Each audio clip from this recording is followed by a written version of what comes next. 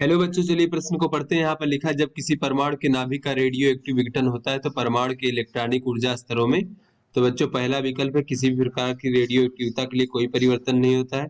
फिर बी विकल्प है अल्फा एवं बीटा रेडियो एक्टिविता के लिए परिवर्तन होते हैं परंतु गामा रेडियो एक्टिविता के लिए कोई परिवर्तन नहीं होता है। सी विकल्प है अल्फा रेडियो एक्टिविता के लिए परिवर्तन होते हैं परंतु अन्य के लिए नहीं।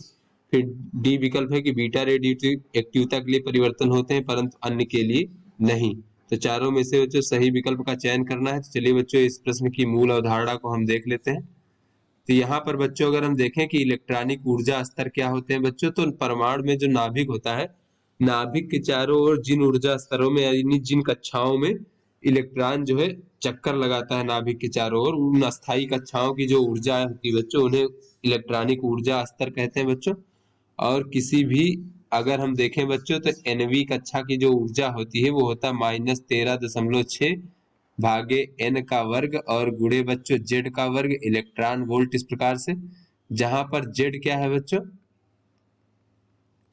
जेड हमारा जो है ये परमाणु क्रमांक है बच्चों, इस प्रकार से। तो इस प्रकार से बच्चों अगर हम देखें तो किसी भी ऊर्जा जो इलेक्ट्रॉनिक ऊर्जा स्तर होते हैं बच्चों, वो हमारा परमाणु क्रमांक पर निर्भर करता है, उसी के आधार पर बच्चों ऊर्जा स्तर होते हैं।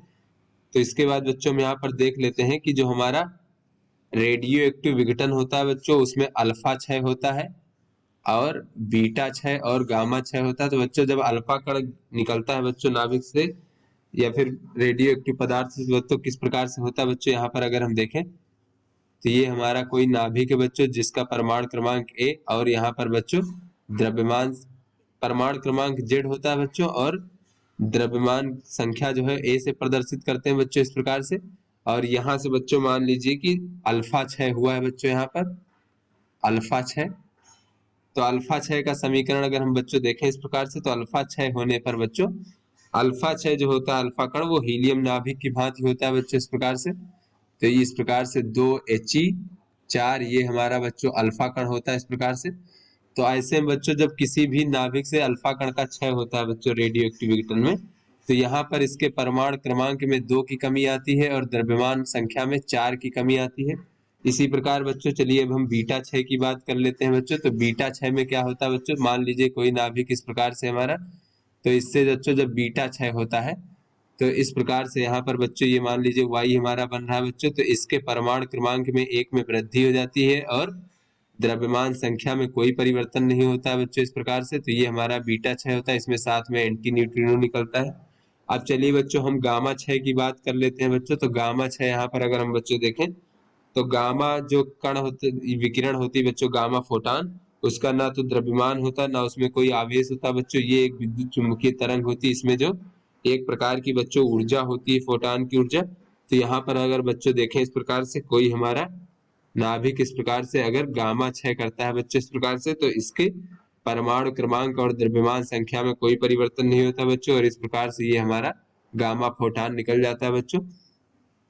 तो चलिए बच्चों अपने प्रश्न को हल करते हैं। तो इसमें कहा जा रहा है कि अगर रेडियो एक्टिव विघटन हो रहा है किसी परमाणु के नाभिक का, तो परमाणु के जो इलेक्ट्रॉनिक ऊर्जा स्तर है उसमें परिवर्तन होगा कि नहीं होगा। तो यहाँ पर बच्चों अगर हम देखें तो जो अल्फा क्षय और बीटा क्षय होते हैं बच्चों, उससे जो है परमाणु के नाभिक का परमाणु क्रमांक परिवर्तित हो जाता है बच्चों। यहाँ पर जेड से जेड -2 हो गया और बीटा में जेड धन 1 हो गया। किंतु बच्चों गामा क्षय से जो होता है वो परमाणु क्रमांक में कोई परिवर्तन नहीं होता। तो यहाँ से बच्चों हम कह सकते हैं कि अल्फा व बीटा क्षय में, बीटा क्षय के कारण परमाणु क्रमांक परिवर्तित हो जाता है बच्चों। परमाणु क्रमांक को हम जेड से प्रदर्शित करते हैं, जेड परिवर्तित हो जाता है। और बच्चों हमने मूल अवधारणा में देखा कि जो हमारे इलेक्ट्रॉनिक ऊर्जा स्तर होते हैं उसका मान जो है ये हमारा परमाणु क्रमांक जेड पर निर्भर करता है बच्चों। तो अगर अल्फा बीटा क्षय होगा तो यहाँ से हम कह सकते हैं बच्चों कि परमाणु के इलेक्ट्रॉनिक ऊर्जा स्तर जो है बच्चों वो परिवर्तित हो जाएंगे बच्चों, क्योंकि जेड परिवर्तित हो जाएगा। तो यहाँ से हम कह सकते हैं अतः परमाणु के जो इलेक्ट्रॉनिक ऊर्जा स्तर है ये परिवर्तित हो जाएंगे बच्चों।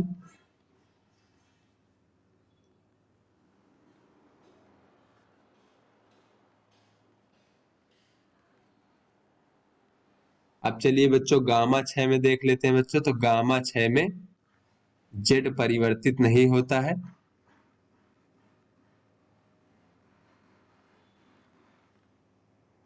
तो जो बच्चों हमारा इलेक्ट्रॉनिक ऊर्जा स्तर है उनके मान भी परिवर्तित नहीं होते हैं। इलेक्ट्रॉनिक ऊर्जा स्तर भी परिवर्तित नहीं होते हैं।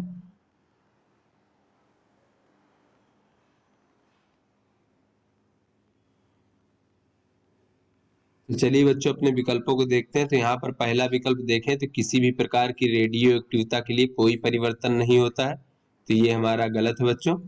फिर बी विकल्प है कि अल्फा एवं बीटा रेडियो एक्टिविता के लिए परिवर्तन होते हैं परंतु गामा रेडियो एक्टिविता के लिए कोई परिवर्तन नहीं होते, तो ये बच्चों हमारा सही विकल्प है। फिर सी विकल्प है कि अल्फा रेडियो एक्टिविता के लिए परिवर्तन होते हैं परंतु अन्य के लिए नहीं, तो ये भी बच्चों गलत है। बीटा रेडियो एक्टिविटा के लिए परिवर्तन होते हैं परंतु अन्य के लिए नहीं, तो ये भी हमारा गलत है। अतः बच्चों ये बी विकल्प हमारा सही विकल्प है। तो आशा करते हैं बच्चों ये आपको समझ में आ गया होगा। धन्यवाद।